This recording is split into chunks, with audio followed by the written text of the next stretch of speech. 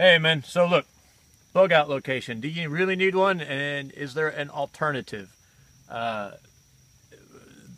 This was brought up in my mind by a video Pastor Fox had on his Patreon page. If you are a Pastor Fox fan at all, that is the best dollar a month you'll spend. He got a ton of stuff up there. It's all good. But he had this video recently that got me thinking, because it runs counter to my own instincts, that not having a bug out location is silly. He may have even used stronger language than silly. I don't remember. I'm pulling all this from my memory, and it's my paraphrase of his words and interpretations. I don't want to say something he didn't say, but it seemed to me as though he used some stronger language than just silly. And this ruffled my feathers a little bit, because I'm a bug-in guy. I believe, hey, get somewhere where you feel secure, and then secure it, and make your stand.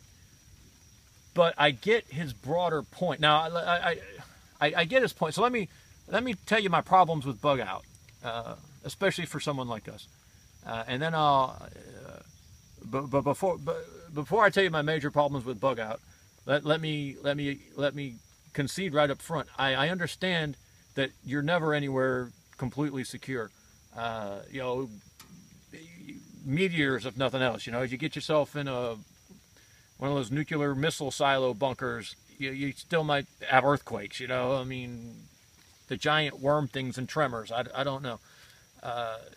There is no such thing as 100%, and there may always need to be there might always be a need to egress, to run, even if you come back after a short period of time. I get that. In fact, it was a few years ago, someone lit some fires up around Pigeon Forge, which is, I'm not sure how far it is from here, but you could see the fires from where we're at. If you look on our channel page, you'll see the banner is this view across the pasture, and the picture doesn't do it any justice. You can see for a long way, and we could see the smoke from those fires from that view, which is about a quarter mile up the road from here. And there's nothing in between us and where those fires were but combustible materials. You could literally almost go from tree to tree to tree to tree to tree to get there, and never touch the ground. So even though we're in an area I consider to be secure from a lot of different things, we don't have to worry about earthquakes, hurricanes. We don't have to worry about tornadoes too much for where we're at. I mean, there's just very few things that are a very high threat for us. But that doesn't mean there's no such thing as a threat. So I get that there's a need to bug out. Here's my problem with bug out, especially, and this may reflect where we're at in our lives. We got young children. We're a large family. There's a couple of problems with bug out. Number one is that I don't have our primary location where it needs to be yet. There's just a ton of work to be done here before I'm happy with this place to consider spending my energy and resources somewhere else. That's my first problem. The second problem is we wouldn't be able to have a location that we could secure, that we could deny access to other people. We couldn't afford to own a place where we could put up a fence and keep everyone out. One of our moderators, I got permission to use the story. I didn't get permission to use his name. I don't think he'll mind. If he does, I apologize. I won't use his name. How about that? He has a really good bug out location. Family owns it. Put a lot of work and time and energy into it. They got robbed recently within the last couple of months, and lost all their generators and a bunch of food and a ton of equipment. And some of it was recovered. I don't know exactly how much. But the point is, his bug out location, which was fenced, it was in an out of the way area. It wasn't. There weren't flashing neon signs out there saying, expensive generators here. It got robbed,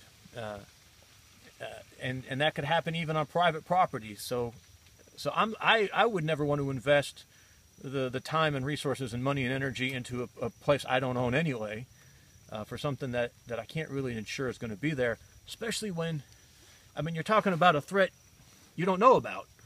So how do you know that the threat that you're running from isn't affecting your bug out location? You're kind of tied to that bug out location beforehand without ever really having any idea of what it is you're running from or why. So to me, it feels like a lot of investment in into something that you really don't have any kind of an assurance is going to be useful to you when you need it. Now, you know, if I had the time and the money and the energy, I would love to have a bug out location. We'd call it a vacation home is what we'd call it, but it would be a bug out location because it would be way up in the mountains and there'd be no way to get there unless you just were determined to get there, and it would be a perfect bug out location because that's where we would want a vacation. But for the majority of us who don't have those kind of resources to invest in something that you can't really rely on in an emergency, which is its whole purpose. Its whole purpose is to be able to rely on it in an emergency. And I wouldn't feel confident being able to do that. You know, it would have to be far enough away from here to not be affected by whatever threat was affecting here, which means we would have to be able to travel a significant amount of distance to go check on it regularly. That in of itself is kind of prohibitive for us, you know, with the small children and whatnot, and all the work to be done around here. It just doesn't fit into our life right now. It literally doesn't fit into our life right now. There would be no way for us to do it. And I imagine there's quite a few other people in that same boat. That being said, I recognize the need and the wisdom of the advice. So there's got to be a way to resolve this conundrum, and it's an old idea. It's not new to me, obviously, but it seems to me the solution is a really comprehensive, well thought out bug out.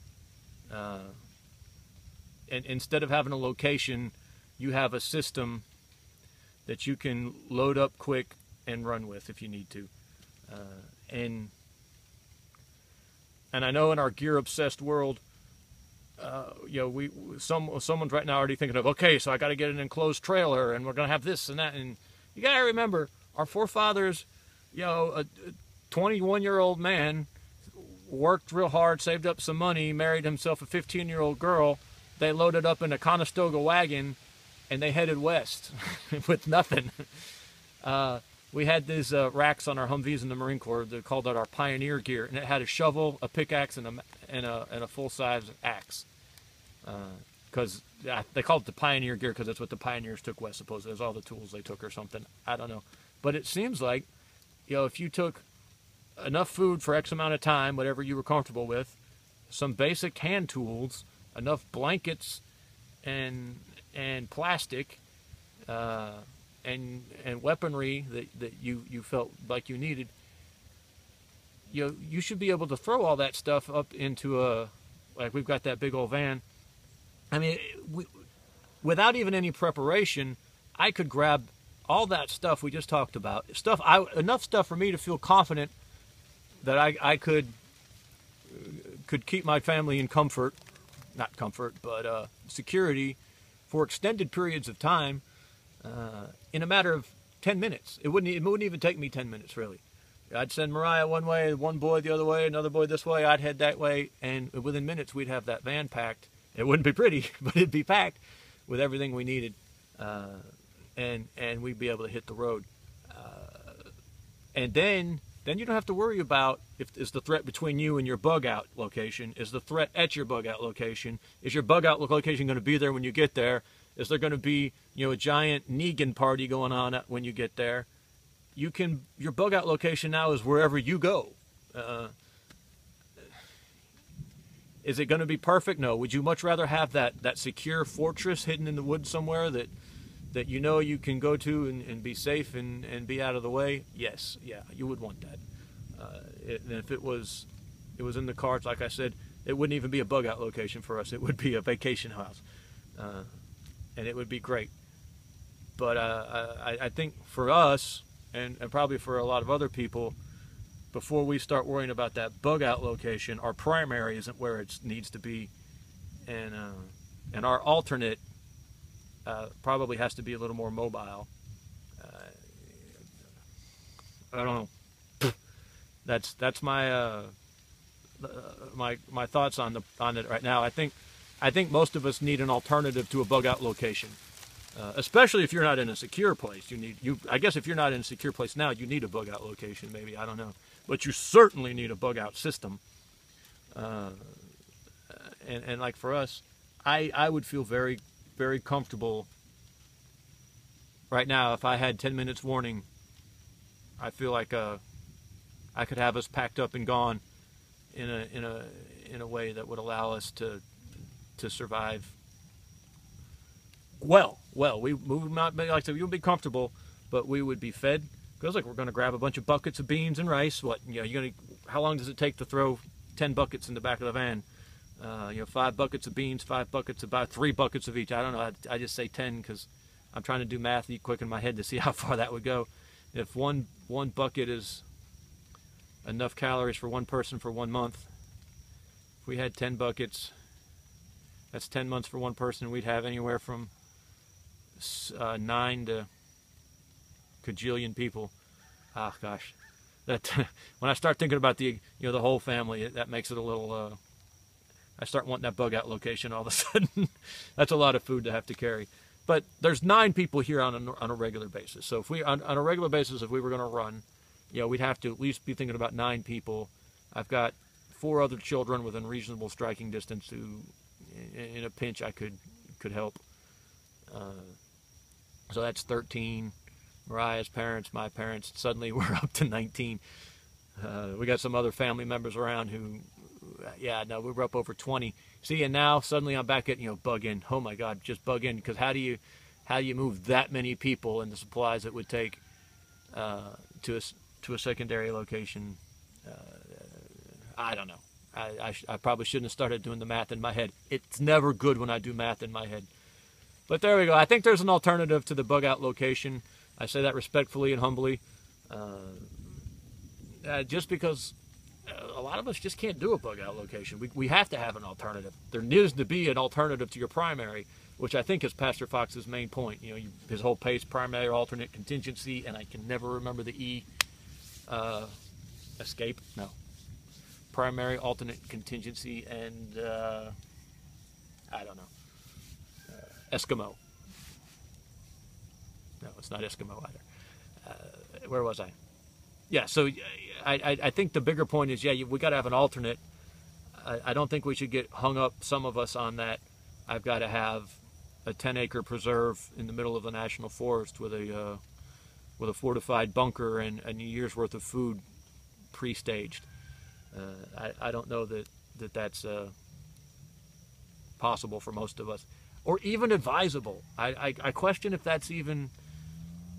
I sound like I'm questioning Pastor Fox, and I am not.